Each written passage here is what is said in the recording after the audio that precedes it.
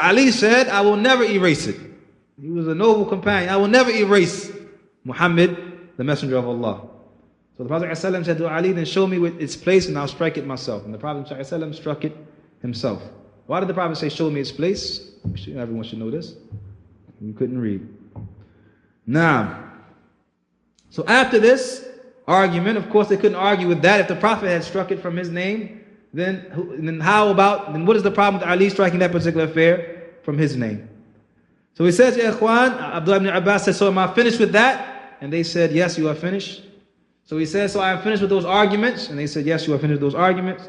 So 4,000 amongst them repented, Ikhwan, and returned to the truth. And some of them remained. And from those who remained, Ali ibn Abi Talib had to fight them and was victorious over them.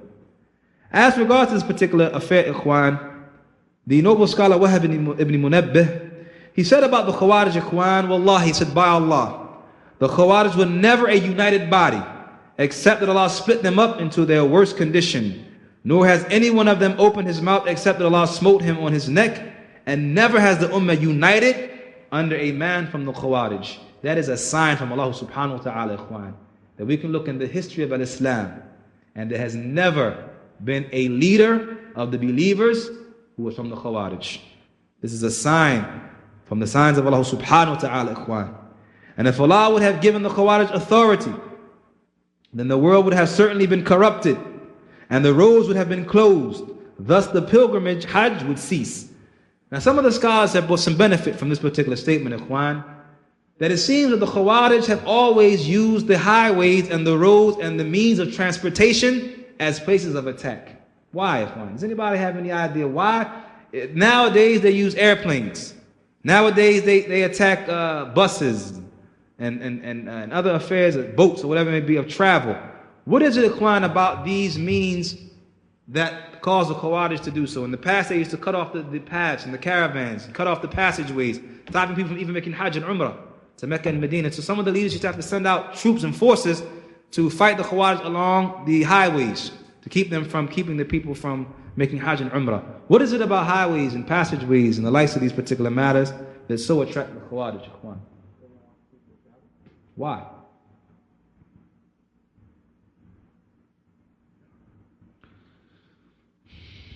Think about it for a second. Economics plays a part in it, but what is the reason that we make Hajj, for example? Unification of the word of the Muslims. If there's unification of the word of the Muslims, Ikhwan, then of course the Khawaarij will be crushed and they will be defeated. And if they can keep the people shatta in the different places, separated and not being able to unite the kalima of the Muslimin, then it would be easy for them to try to control these particular affairs. Also, it has been mentioned, Ikhwan, that it brings about more fear and it's more horrifying to cause an attack in a place of travel than in a normal place. For example, I'll give you an example. When people have a car accident on the highway, and rarely will it make the newspapers that there was a car accident in the newspaper. When a plane falls down anywhere in the world, even if it's just falling down because the engine went bad, normally they'll place it upon the internet, front page, plane crashes in Russia, for example. The people say the reason why they do this is because even though there are only a few plane crashes a year, I think last year there were only 20. There were only like 20 plane crashes. As for cars, there are thousands of plane crashes, car crashes a year, millions, whatever it may be. The reason why plane crashes cause such a greater affair in the media is because it's more horrifying.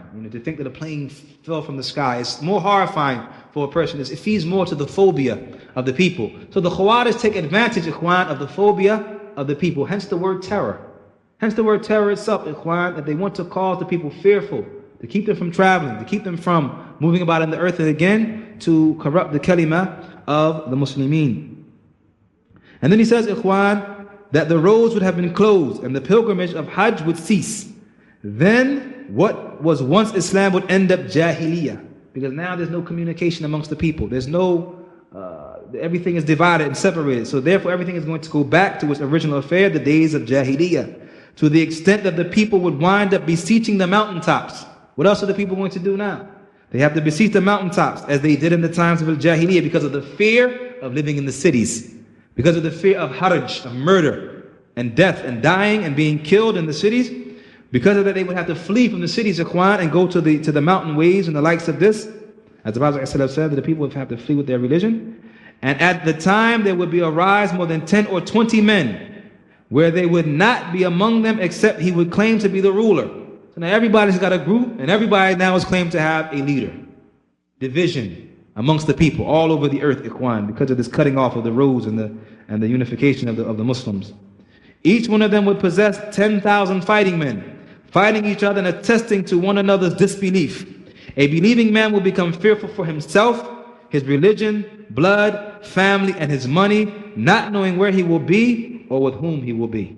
This is not the affair, ikhwan, that has come down to us from the Khawaarij, ikhwan, the fear that has been given to us in the earth because of the Khawaarij, ikhwan, and because of what they have done in our times, from the bombings of these buildings and the killing of innocent lives, whether it be from amongst the Muslims or the non-Muslims, ikhwan. We must clarify this matter, ikhwan, that the killing of the innocent non-Muslims has been prohibited in the deen of Islam from the Sahih Hadith of the Prophet ﷺ in the Sahih of Imam al-Bukhari, "Man qatala mu'ahadan," whoever kills a mu'ahad, what's the narration? Harram Allah alayhi al-Jannah. And Allah has made the paradise forbidden for him. So this particular matter, ikhwan, is incumbent upon us to remember, ikhwan, this particular matter. And I wanted to discuss, as we said, something of the affairs of innovation in the beginning and the evils of innovation, and the first group to innovate, which was the Khawaarij, and how their legacy has carried itself from that time into this time of ours. And it's a reality, their affair now, ikhwan, and some of their affairs is even worse than it was before in those particular matters. So inshallah ta'ala, so as not to continue to go too long, inshallah ta'ala, we hope that what we brought was beneficial bi'idhnillahi ta'ala. And if there's any comments, statements, questions, anything, let's deal with them now, inshallah ta'ala. Bi'idhnillahi. Anything needs to be clarified or matters? No, not the companions. Those generations that came after the companions from the scholars of hadith. They would take narrations from the Khawaarij because at that time, as we had mentioned, the Khawaarij, and this is something that falls in the mustalah of hadith and the science of hadith, yani, with regards to the affair of narration, and is it permissible to narrate upon an innovator or not. As I said, there's elaboration, there's tafsil on this issue. But just to make mention that many of the Salaf, they said they would take from the Khawaarij because, as we said, the Khawaarij, if you lied on the Prophet ﷺ, they would make you a disbeliever. So because of them being so severe in lying upon the Prophet, their narrations, for the most part, there was no fear of them lying upon the Prophet ﷺ, so the narrations would be accepted, as long as they didn't have other issues or affairs like that. No.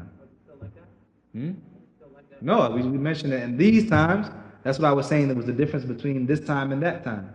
That the Khawaarij at that time, that Shaykh Zayd al-Madkhali, when he came to Riyadh, he gave us some lessons about the Khawaarij, and from those differences that he mentioned, was that during that time, they were known to, at least, if nothing else, they were truthful. And in this time of ours, and they're from the most lying of the people. The most lying of the people in our time. No.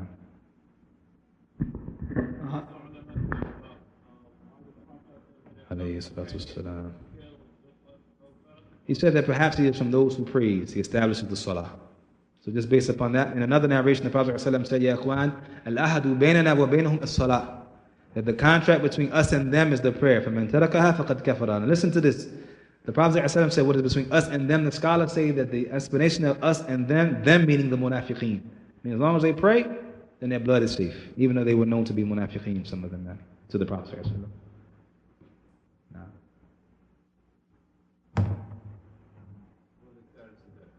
Huh? Their status? Honestly, there's a nice. Did you see that thing Sheikh Fawzan? Yeah. Sheikh Fawzan. I'd rather read the actual paper of Sheikh Fawzan because I don't want to make a general statement right now that people. It's some tafsir in that particular regard. Sheikh Fawzan has something nice out on that's been taken from his lessons that he's doing now with regards to this particular matter. Is it translated? Is it translated? I know it's on Sahab. I've seen it in Arabic, but I don't know if it's translated.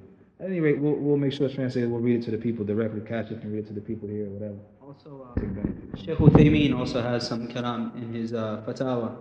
Fatawa Arkan al-Islam is already translated into English.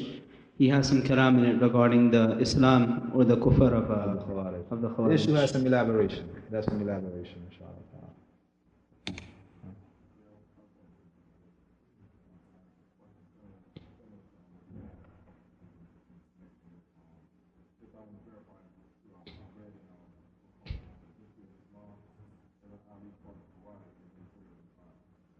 صحيح. As again, this issue has tafsir. There you are.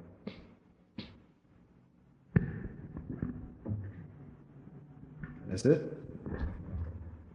Inshallah ta'ala, we thank our brother Abul-Hasan-Maalik, Jazahullahu khaira. May Allah subhanahu wa ta'ala put what he benefited us with in his skills of